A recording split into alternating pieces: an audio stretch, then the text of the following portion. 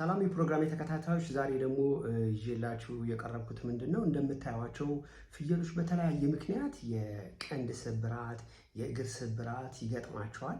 ስለዚህ ዛሬ እዚህ የምናየው ፍየል ምንድነው ወደ ማር እርባታው ላይ ከመጣ ጊዜ ጀምሮ ባለው የተለያየ ቦታ ስለተሰበሰቡ እርስ በርሳቸው በሚያደርጉት መጋጨት የቀንድ ስብራት ገጥሞታል። የቀንዱ ስብራቱ ከባድነቱ ምንድነው? ከፍተኛ የደም መፍሰስ ስላለው ምግብ የመብላት ፍላጎቱን በሙሉ ቀንሶታል።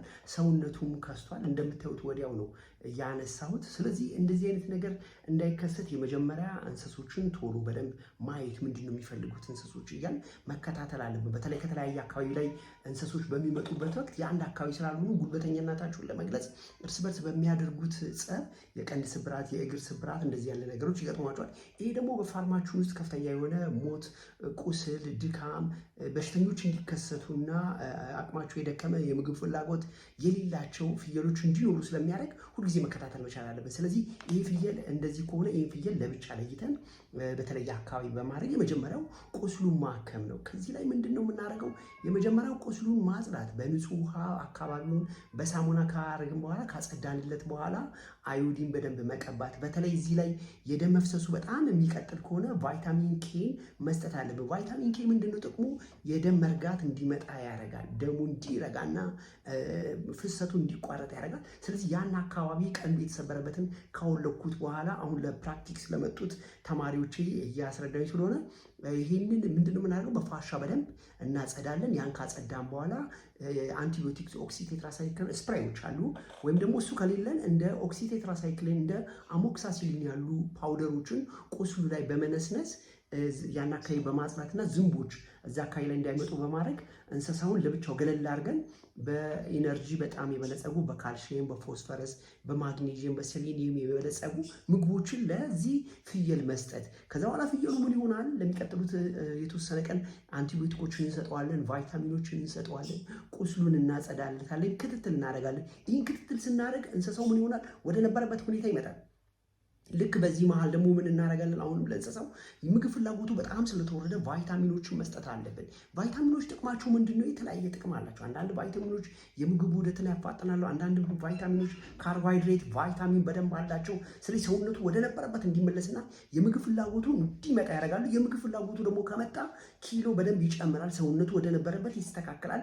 ቀደም ሲል በስብራት አማካኝነት የተከሰተውን ደም መፍሰስ በቀላሉ እንዲያካክስ ያደርጋል። ግን እዚህ ላይ የምንሰጣቸው ምግቦች ለሰውነታቸው በጣም ጠቃሚ ምግቦችን ነው ለፍየሎቻችን መስጠት ያለብን። ፍየሎቻችንን በየጊዜው የምናደርገው ክትትል ደካማ በሆነ ቁጥር የፍየሎች ሰውነት እየቀነሰ በሽተኛ እየሆኑ ይመጣሉ። ስለዚህ ሁልጊዜ ማድረግ አለብን፣ የበሽተኞቹን ለብቻ ለይተን መንከባከብ መቻል አለብን። በተለይ ከባድ ስብራት ከሆነ የደረሰበት በንጹህ ጨርቅ ወይም ደግሞ ጥጥ ነገር መጠቅለል መቻል አለብን።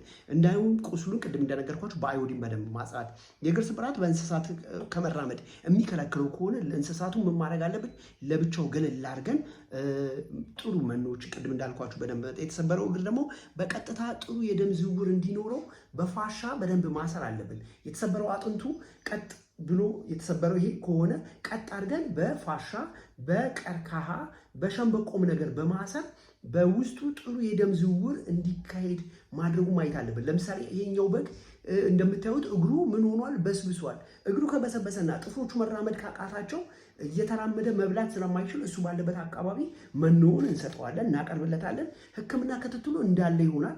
ያን አካባቢ ደግሞ እንደነገርኳችሁ በንጹህ ሳሙና በንጹህ ውሃ ካጸዳነው በኋላ ቆሻሻ ነገሮችን ከአስወገድን በኋላ ያን አካባቢ በፋሻ ከመጠቅለላችን በፊት አንቲቢዮቲኮችን ቁስሉ ላይ ማድረግ ለምን ይጠቅመናል? በቀላሉ ቁስሉ እንዲደርቅና እንስሳው ወደ ነበረበት ሁኔታ በቀላሉ እንዲመለስ ያደርጋል። ያን ግን ስናደርግ የምናስርለት እግሮቹ ቀጥ ብለው ጥሩ የደም ዝውውር እየተካሄደ ነው ወይ፣ ፍሰቱ ጥሩ ነው ወይ ብለን በደንብ ማየት መከታተል አለብን በፋሻ ካሰርን በኋላ። አለበለዚያ ምን ይሆናል? መስመሩን ከሳተ ከፍተኛ የሆነ የመሽተት ቁስል መመቀዝና ወደ ኢንፌክሽን ሊቀየር ስለሚችል ይህን ጥንቃቄ ማድረግ አለብን። በዚህ አጋጣሚ ምንድነው እንደዚህ አይነት እንስሶች ባሉበት አካባቢ ላይ ለእንስሶቹ ለብቻቸው ንጹህ ውሃ፣ ጥራት ያለው መኖ በደንብ ማቅረብ አለብን። በተለይ የምንሰጣቸው ምግብ ምን መሆን አለበት? የአጥንት ስብራት፣ የአጥንት መቁሰል ስለገጠማቸው ቀንዱም ቢሆን እንደዛው ነው፣ እግሩም ቢሆን እንደዛው ነው። ስለዚህ በካልሲየም፣ በፎስፈረስ፣ በማግኔዥየም፣ በሲሊኒየም በደንብ የበለጸጉ መኖችን በስሱ አድርገን በመጠኑ እንዲበሉ ማነቃቃት አለብን። በተለይ የቅድሙ ፍየል ቀንዱ ሲሰበር ምን ሆኗል? አፍንጫ አካባቢ ያለው ነርቮች ተጎድተዋል ወይ አልተገዱም ወይ? ከፍተኛ የሆነ እብጠት አለ ወይ? በደንብ ይተነፍሳል ወይ? በአከርካሪው ዙሪያ ያሉት ምክንያቱም ቀንዱ ጋር ያሉት ነርቮች ከጭንቅላቱ፣ ከጆሮ፣ ከአፍንጫው፣ ከዚህ ትራኪያ ከምንለው አካል ጋር ሁሉ ግንኙነት ስላለው ያ ነገር ትክክል ነው ወይ? በደንብ ማየት መቻል አለብን። በደንብ ይተነፍሳል፣ በደንብ ይበላል፣ አፎቹ በደንብ ይንቀሳቀሳሉ ምግብ ስንሰጠው ብለን በደንብ ማየት መቻል አለብን። አለበለዚያ ምን ይሆናል? እንደዚህ አይነት ነገሮች ጥሩ ካልመጡ መተንፈስ ይቸግረዋል፣ እንዲሁም ደግሞ ለተለያየ የጤና ችግር ይዳረግብናል ሳናስበው። ስለዚህ እንደዚህ አይነት ነገሮች እንዳይከሰቱ ክትትል ማድረግ አለብን። በአቅራቢያ ደግሞ ቶሎ ብለን እብጠት አለ ወይ? መግል ይዟል ወይ? የደም ፍሰቱ በአግባቡ እየተካሄደ ነው ወይ? ደም ፍሰቱ አላቆመም? ካላቆመ ምን መስጠት አለብን? በአቅራቢያችን ያሉ የእንስሳት ሐኪሞችን ቶሎ ጠርተን ማገዝ አለብን። ወይም ደግሞ ስልጠናውን የሰጠን ዛሬ ለምሳሌ እነዚህ ተማሪዎች ከኔ ጋር ናቸው። ለስልጠና 4ኛ ቀን ተግባር ላይ ነው ያለ ነው። በነገራችን ላይ ወደኛ ማዕከል ስትመጡ ለሚቀጥለው 4 ቀን በምትመጡበት ወቅት የፍየሎች እርባታና ክትትል ስልጠና በምታዩት መልኩ ማኑዋል ተዘጋጅቶ ወደ 35 ገጽ ነው ይሄ ማኑዋል ያለው። ስለዚህ ይህንን ማኑዋልም አብረን ለሰልጣኞቻችን እንሰጣለን። እዚህ ላይ ምንድን ነው ከመጀመሪያ ቀን ጀምሮ ፍየልና በጎችን ስንመርጥ ፍየልና በጎችን እንዴት መምረጥ አለብን? እድሜያቸውን በምን እንለያለን? ምን በሽታ ያጠቃቸዋል ፍየሎችን? በባክቴሪያ፣ በቫይረስ፣ በፓራሳይት፣ በፈንገስ እንዲሁም ደግሞ መካኒካል ኢንጁሪ የሆኑ በሽታዎች ፍየሎችና በጎችን ያጠቋቸዋል። ስለዚህ እንደዚህ አይነት በሽታዎች እዚህ ላይ ማኑዋሉ ላይ በደንብ ዘርዝረው ስላሉ እነዚህ ነገሮች በሙሉ አንድ በአንድ እናያለን። ምን አይነት ሕክምና እንሰጣቸዋለን? ምን አይነት በሽታን ሕክምና ክትትል እናደርጋለን? የአመጋገብ የመኖ እንክብካቤ ክትትል በሙሉ እዚህ ላይ ስላለ ለሚቀጥለው 4 ቀን ወደኛ ማዕከል ስትመጡ የፍየሎች እርባታና ክትትል ስልጠና የያዘ ማኑዋል በደንብ ስላለ ያንንም ማኑዋል ታገኛላችሁ። እዛ ላይም በቀላሉ ብዙ ጠቃሚ መረጃዎችን ታገኛላችሁ ማለት ነው። ስለዚህ ቫይታሚን ጥቅሞች ደግሞ ምንድነው? የተጎዱ ጡንቻዎች እንዲያገግሙ ይረዳናል። ቫይታሚኖችን ስንሰጣቸው እንስሶቹ ምን ይሆናሉ? የተጎዳ ጡንቻ አላቸው። ለምሳሌ እነዚህ ፍየሎች እግራቸው አብጧል፣ እግራቸው ቁስል ይዟል። ስለዚህ ቫይታሚኖችን ስንሰጣቸው ምን ይሆናሉ? ፍየሎቹ የተጎዳ ነርቮቻቸው፣ ጡንቻዎቻቸው በቀላሉ እንዲያገግሙ ያደርጓቸዋል። በተለይ ደግሞ ቅድም የነገርኳቸው የካልሲየም ነገሮች፣ ሲሊኒየም ያሉ ቫይታሚኖች በሙሉ እጅግ በጣም ጠቃሚ ስለሆኑ እዚህ ማኑዋል ላይ ተጽፈዋል ማለት ነው። ስለዚህ ቫይታሚን ኬ ጥቅሙ ምንድነው? በጎች ከፍተኛ የደም መፍሰስ ሲከሰትባቸው ደማቸው ፍሰቱን እንዲያቆምና እንዲረጋ ያደርግላቸዋል። ስለዚህ ብዙ ጊዜ በጎቻችን ሲታመሙ ለምንድን ነው የታመሙት? ብዙ ጊዜ ደግሞ በጎችና ፍየሎችን ከሚያጠቋቸው በሽታዎች ባለፈው ሳምንት በሰራሁት ቪዲዮ ላይ እንደተገለጸው እንደ ፉት ሩት ያሉ በሽታዎች በብዛት በጎችና ፍየሎች እግር መበስበስ፣ እግራቸው እንዳይራመድ፣ ጥፍራቸው አካባቢ ላይ ከፍተኛ ቁስሎች መኖር ይመጣሉ። እንደዚህ አይነት ነገሮች እንዳይከሰቱ በፋርማችን ላይ ሁልጊዜ በጎቻችን ምን ማድረግ አለብን? በጎችን ገዝተን ከመጣንበት ቀን ጀምሮ እግራቸው ማጠብ አለብን። ምክንያቱም ገበያ ላይ ሲቆዩ የእኛ ሀገር ገበያ ብዙ ጊዜ የታመመም ያልታመመም ስለሚቆዩ አፈር ውስጡም የተለያዩ ባክቴሪያዎች ስለሚቆዩ በጥፍራቸው ይዘውት ወደኛ ማዕከል ይመጣሉ።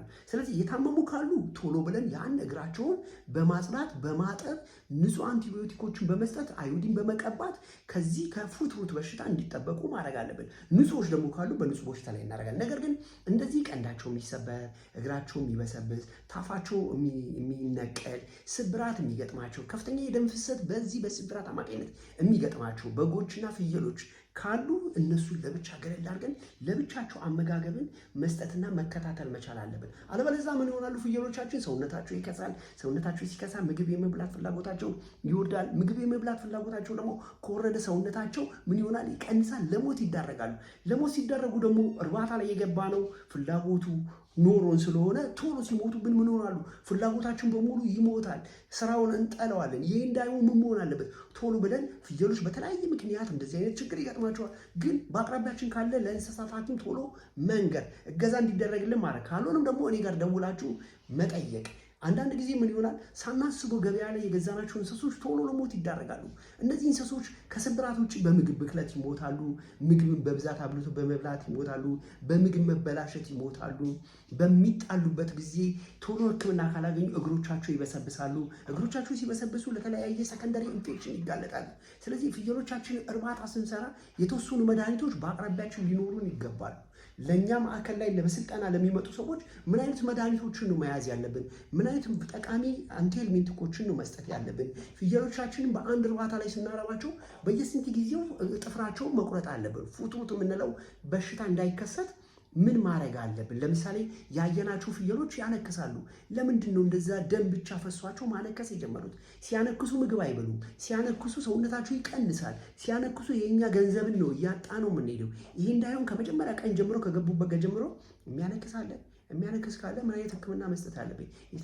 የታመመውን ለብቻው ገለል አድርጌ ጥሩ ሕክምና ጥሩ አመጋገብ በሚኒራል የበለጸጉ ነገሮችን መስጠት አለብኝ። በተጨማሪ ደግሞ የተለያዩ አንቲሄልሚንቲኮችን በሰውነታችሁ ውስጥ ያሉት ፓራሳይት ደማቸውን እንዳይመጧቸውና እንዳይከሱ ሰውነታቸው የወረደ እንዳይሆን ቶሎ ሰውነታቸው ኪሎ እንዲያመጡ ወደ ነበረበት ጤናማ ሁኔታ እንዲመለሱና እኛ ኢንቨስት ያደረግነው ገንዘብ ቶሎ እንዲመለስልን አንቲሄልሚንቲኮችን መስጠት አለብን። ከቆላና ያመጣናቸው ቆላ አካባቢ ላይ ምን አይነት ፓራሳይቶች ይከሰታሉ? ደጋ ላይ ከሆነ ደጋ ላይ ደግሞ ምን አይነት ፓራሳይቶች ይከሰታሉ? ወይና ደጋ ከሆነ ወይና ደጋ ላይ ያለንበት አካባቢ ወሳኝነት አለው። በተለይ ከምግቦች ጋር ደግሞ ኮንታሚኔትድ ሆነው የሚመጡ ምግቦች አሉ። እነዚህ የተበከሉ ምግቦች አብዛኛው ጊዜ መርዛማ ነገርን በበጎቻችን ላይ ስለሚያመጡ ይሄ ደግሞ ብዙ ጊዜ የነርቭ ችግር የአካል ነርቭ ይሄ ስፓይናል ኮርድ የምንለው አካል በሙሉ ሽባ ሆኖብን በአንድ ጊዜም ሊሞቱብን ስለሚችሉ እንደዚህ አይነት ነገር እንዳይከሰቱ ምግቦቻችን ማየት አለብን፣ ማሽተት አለብን። በጎቻችን ወደውት ነው የሚበሉት፣ ይሸታል፣ ቶክሲን አለው፣ ፈንገስ አለው ብለን ማየት አለብን። እነዚህ ነገሮች በአግባቡ ስንሰራና በደንብ ስንከታተል ነው የፍየል እርባታችን ውጤታማ የሚሆነው። ስለዚህ ዛሬ በሰጠሁት መረጃ መሰረት ፕሮግራሙን ከወደዳችሁት ላይክ፣ ኮመንት፣ ሼር አድርጉ። ኃይሉ ነኝ። ወደኛ ማዕከል ብትመጡ ለሚቀጥለው 4 ቀን የምንሰጠው የፍየሎች እርባታና ክትትል ስልጠና የበጎች እርባታ ስላለ መታችሁ እንድትሰለጥኑ ለማለት ፈልጌ ነው። ፕሮግራሙ ይጠቅማል ካላችሁ ጓደኞቻችሁ ሼር አድርጉ። አመሰግናለሁ። መልካም ጊዜ